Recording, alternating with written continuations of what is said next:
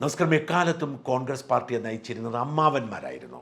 പാർട്ടിയുടെ മുതിർന്ന നേതാക്കൾ അവർ അന്തരിക്കുന്നത് വരെയോ അല്ലെങ്കിൽ അവരെ ആരെങ്കിലും കാലിൽ പിടിച്ച് താഴെ ഇടുന്നത് വരെയോ അവർ തന്നെയായിരിക്കും നയിക്കുന്നത്. അവരുടെ കീഴിൽ ചെറുപ്പക്കാരടക്കമുള്ള ആരാധകരുണ്ടാവും. കരുണാകരനാണെങ്കിലും വയലാർ രവി ആണെങ്കിലും ആന്റണി ആണെങ്കിലും ഉമ്മൻചാണ്ടി ആണെങ്കിലും എന്തിനേറെ ഇപ്പോൾ രമേശ് ചെന്നിത്തലയും വി ഡി സതീശനും ഒക്കെ ആണെങ്കിലും അവർ മുമ്പോട്ട് പോയിക്കൊണ്ടിരുന്നത് യുവാക്കളുടെ പിന്തുണയോടെയാണ്. ഏറ്റവും സ്വാധീനമുള്ള യുവ നേതാവ് ആരെയാണോ പിന്തുണയ്ക്കുന്നത് അവർക്കായിരിക്കും അടിത്തറ കൂടുതൽ. ഇപ്പോഴത്തെ യുവ നേതാക്കളിൽ ഏറ്റവും കൂടുതൽ സ്വാധീനമുള്ളത് ഷാഫി പറമ്പിലാണ്. വി ഡി സതീശൻ രമേശ് ചെന്നിത്തലയെ വെട്ടി പ്രതിപക്ഷ നേതാവായി കടന്നു വന്നപ്പോൾ ആദ്യം ചെയ്തത് ഷാഫിയുമായി ധാരണയിലെത്തുകയാണ്. ഉമ്മൻചാണ്ടിക്ക് ശേഷം ഷാഫി പറമ്പിലിന്റെ പൂർണ്ണ പിന്തുണ വി ഡി സതീശന് കിട്ടുന്നു. നിർഭാഗ്യവശാൽ അതിനിടയിലാണ് രാഹുൽ മാങ്കൂട്ടത്തിലുമായി ബന്ധപ്പെട്ട പെണ്ണ് കേസുകളും വിവാദങ്ങളും ഉണ്ടാവുന്നത്. അവിടെ തൻ്റെ മാനം രക്ഷിക്കാൻ ഒപ്പം നിൽക്കാതെ നാടകം കളിച്ചു സതീശൻ എന്ന് വിശ്വസിച്ചതോടെ ഷാഫിയും കൂട്ടരും വി ഡി സതീശനുള്ള പിന്തുണ പിൻവലിച്ചു. തന്ത്രപരമായ നീക്കമാണ് പിന്നീട് നടന്നത്. ഹൈക്കമാൻഡിൽ ഏറ്റവും അധികം സ്വാധീനമുള്ള എന്നാൽ കേരള രാഷ്ട്രീയത്തിൽ വേണ്ടത്ര ജനപിന്തുണയില്ലാത്ത ഗ്രൂപ്പ് പിന്തുണയില്ലാത്ത കെ സി വേണുഗോപാലിനെ പിന്തുണയ്ക്കാൻ അവർ തീരുമാനിക്കുന്നു. അധികാരമുണ്ടെങ്കിലും ജനപിന്തുണയില്ലാത്തതുകൊണ്ട് കേരള രാഷ്ട്രീയത്തിൽ പിടിമുറുക്കാൻ അല്പം മടിച്ചു നിന്ന കെ സി വേണുഗോപാലിന് ഇതിനേക്കാൾ വലിയ ലോട്ടറി ഉണ്ടായിരുന്നില്ല. ആലപ്പുഴയിലേക്ക് ഇക്കുറി മത്സരിക്കാൻ വന്നതുപോലും കെ സി വേണുഗോപാൽ കൃത്യമായി കേരള രാഷ്ട്രീയം ലാക്കാക്കിയായിരുന്നു. അധികാരമില്ലാതെ രണ്ടാമനായി ഡൽഹിയിൽ കഴിയുന്നതിനേക്കാൾ നല്ലത് മുഖ്യമന്ത്രി കസേരയിൽ വന്നിരിക്കുന്നതാണെന്ന് കെ സിക്കറിയാം.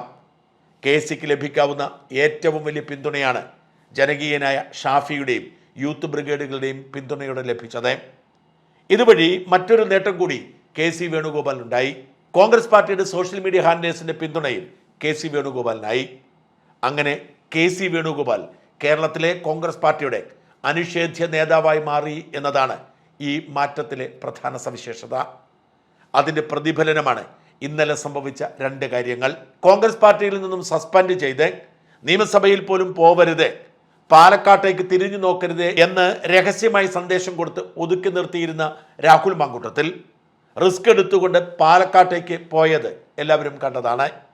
അതിൽ അതൃപ്തി നേതൃത്വത്തിനുണ്ടായിരുന്നു. അവിടെ ഒറ്റയ്ക്ക് ചെന്ന് പോരടിച്ച് പാലക്കാടെ തന്റെ മണ്ഡലത്തിൽ ഗ്രിപ്പ് ഉറപ്പിച്ച് പ്രവർത്തനം തുടരുകയാണ് രാഹുൽ മാങ്കൂട്ടത്തിൽ. കാളക്കൂറ്റിനുമായി തെരുവിലിറങ്ങിയ BJPക്കും എവിടെ കണ്ടാലും തടയുമെന്ന് പറഞ്ഞ CPMനും പോലും പിന്മാറേണ്ടി വന്നു.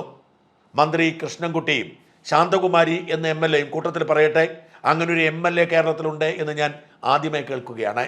പങ്കെടുത്ത ഔദ്യോഗിക പരിപാടിയിൽ ഒരു എതിർപ്പുമില്ലാതെ രാഹുൽ മാങ്കൂട്ടത്തിന് പങ്കെടുക്കാൻ കഴിഞ്ഞു.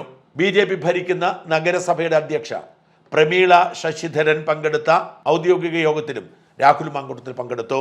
എന്ന് വെച്ചാൽ BJPക്കാർക്കും CPMകാർക്കും പോലും എതിർക്കാൻ കഴിയാത്ത വിധത്തിൽ പാലക്കാട് രാഹുൽ മാങ്കൂട്ടത്തിൽ വീണ്ടെടുത്തിരിക്കുന്നു എന്നർത്ഥം. അതിനിടയിലാണ് നാടകീയമായി ഇന്നലെ പാലക്കാട് കല്ലടിക്കോടെ യൂത്ത് ലീഗിന്റെ സമ്മേളനത്തിലെ വിശിഷ്ടാതിഥിയായി രാഹുൽ മാങ്കൂട്ടത്തിൽ എത്തിയത്.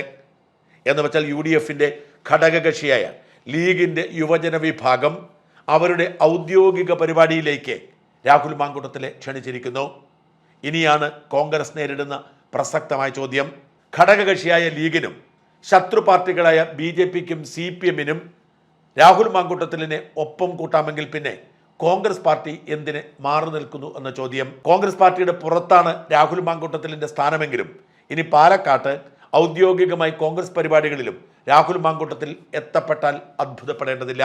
ഇതിനൊപ്പം തന്നെയാണ് രാഹുൽ മാങ്കൂട്ടത്തിൽ തിരുവനന്തപുരം സെക്രട്ടേറിയറ്റ് മുമ്പിൽ നടന്ന ആശാ വർക്കർമാരുടെ സമരത്തെ അഭിസംബോധന ചെയ്യാൻ പോയതും ആശമാരുടെ സ്നേഹത്തിന് പാത്രമായതും. പ്രതിപക്ഷ നേതാവ് വി ഡി സതീശൻ എത്തുന്നതിന് മുൻപാണ് രാഹുൽ മാങ്കൂട്ടത്തിൽ ആശമാരുടെ സമരത്തിലെത്തിയത്. അവിടെ എത്തിയ രാഹുലിനെ ചേർത്ത് പിടിച്ച് സ്വന്തം സഹോദരൻ എന്നാണ് അവർ വിശേഷിപ്പിച്ചത്. ആശമാരെ കൊണ്ട് രാഹുലിനെ തള്ളിപ്പറയിക്കാൻ ശ്രമം നടന്നെങ്കിലും ഞങ്ങൾ ക്ഷണിച്ചിട്ട് തന്നെയാണ് രാഹുൽ എത്തിയത്, രാഹുൽ ഞങ്ങളുടെ സമരത്തിനൊപ്പമാണ് എന്ന് തുറന്നു പറയാനുള്ള ധൈര്യം അവർ കാട്ടി. രാഹുലിന്റെ രംഗപ്രവേശനത്തിന് തിളക്കം നൽകാൻ റിപ്പോർട്ടർ ചാനൽ നടത്തിയ ശ്രമത്തെ ശ്ലാഘിക്കാതിരിക്കാൻ നിവൃത്തിയില്ല. കുത്തിത്തിരിപ്പുമായി മൈക്ക് മുമ്പിൽ വെച്ചിട്ട് ആശാ സമരത്തെക്കുറിച്ചല്ല, ശൂന്യതയിൽ നിന്നും ഉയർന്ന ലൈംഗികാരോപണത്തെക്കുറിച്ചായിരുന്നു റിപ്പോർട്ടറിന്റെ ചോദ്യം. അത് കേട്ട് പതറുകയോ പേടിച്ചോടുകയോ ചെയ്യാതെ ഉരുളക്കുപ്പേരി പോലെയുള്ള മറുപടി കൊടുത്താണ് രാഹുൽ മാങ്കൂട്ടത്തിൽ അന്തസ്സ് തെളിയിച്ചത്. നിങ്ങളുടെ ഓഫീസിൽ ഒരു അഞ്ജലി പരാതിപ്പെട്ടിരുന്നല്ലോ, എന്നിട്ട് എന്തായി എന്നാണ് രാഹുൽ ചോദിച്ചത്. മാത്രമല്ല റിപ്പോർട്ടർ അങ്ങോട്ട് മാറി നിൽക്കൂ എനിക്ക് മറ്റു മാധ്യമ പ്രവർത്തകരോട് സംസാരിക്കണം എന്ന് ചങ്കൂറ്റത്തോടുകൂടി രാഹുൽ പറഞ്ഞു. രാഹുലിന്റെ ആ പരാമർശത്തിന് സോഷ്യൽ മീഡിയയിൽ വലിയ കയ്യടിയാണ് കിട്ടിയത്. അത് കേട്ടിട്ടില്ലാത്തവർ കേൾക്കും. അല്ല, രാവിലെ റിപ്പോർട്ടർ ഒന്ന് മാറിയുന്നേ. അല്ല, നിങ്ങൾ മാറിക്കൂ, ഞാൻ ബാക്കിയുള്ളവരോട് സംസാരിക്കട്ടെ. നിങ്ങൾക്ക് അതിനെപ്പറ്റി കേൾക്കാൻ താല്പര്യമല്ലോ. ആശമാരുടെ സമരത്തെ പറ്റി പറയാം. നിങ്ങൾക്ക് ആ സമരത്തെ ഒറ്റ കൊടുക്കുന്നതിന് പ്രത്യേക താല്പര്യം അറിയാം. അതുകൂടെ അല്ല, ഞാൻ ചൂടായില്ല, കൂളാണ്. അയ്യോ എന്റെ പോലീസ് രാവിലെ ഒരു കാര്യമില്ലാതെ ഒരടിസ്ഥാനവും ഇല്ലാത്ത കുത്തിത്തിരിപ്പിന് മാത്രമായിട്ട് റിപ്പോർട്ടറിന് പ്രത്യേക ശമ്പളമുണ്ട്. രാഹുൽ മാങ്കൂട്ടത്തെ പോലെ തന്നെ കോൺഗ്രസിന്റെ നേതാക്കൾ റിപ്പോർട്ടർ ചാനലിനെ മാറ്റി നിർത്തിയാൽ തീരുന്ന പ്രശ്നമേ ഉള്ളൂ എന്ന് കോൺഗ്രസ് പ്രവർത്തകർ പറയുന്നു. അടൂരിലെ വീട്ടിൽ ഒതുക്കിയിരുത്താൻ പാർട്ടി ശ്രമിച്ചിട്ടും സ്വന്തം ഇച്ഛാശക്തി കൊണ്ട് പാർട്ടിയിലേക്ക് തിരിച്ചു വന്ന രാഹുലിനെയാണ് നമ്മൾ കാണുന്നത്. പൂർണ്ണ പിന്തുണയോടെ യൂത്ത് കോൺഗ്രസ് നേതാക്കളും ഷാഫി പറമ്പിലും PC വിഷ്ണുനാഥും T സിദ്ദിഖും അടക്കമുള്ള നേതാക്കളുമുണ്ട് എന്നതാണ് ഏറ്റവും ശ്രദ്ധേയമായ കാര്യം. ഇതിന്റെ തുടർച്ചയായി തന്നെ വേണം തിരുവനന്തപുരം കോർപ്പറേഷൻ തെരഞ്ഞെടുപ്പിലേക്ക് 48 സ്ഥാനാർത്ഥികളെ പ്രഖ്യാപിച്ചുകൊണ്ട് കോൺഗ്രസ് പാർട്ടി രംഗത്ത് വന്നതിനെ കാണാൻ. സാധാരണഗതിക്ക് ഏറ്റവും ഒടുവിൽ സ്ഥാനാർത്ഥികളെ പ്രഖ്യാപിക്കുന്ന പാർട്ടിയാണ് കോൺഗ്രസ്. അവരാണ് തെരഞ്ഞെടുപ്പ് പ്രഖ്യാപിക്കുന്നതിന് മുൻപ് പകുതിയോളം സീറ്റുകളിൽ സ്ഥാനാർത്ഥികൾ പ്രഖ്യാപിച്ചത്. മാത്രമല്ല, മേയർ സ്ഥാനാർത്ഥി എന്ന നിലയിൽ മുൻ MLA കൂടിയായ ശബരിനാഥിനെയും പ്രഖ്യാപിച്ചു. ഇത് പതിവിൽ നിന്നും വ്യത്യസ്തമായ രീതിയാണ്.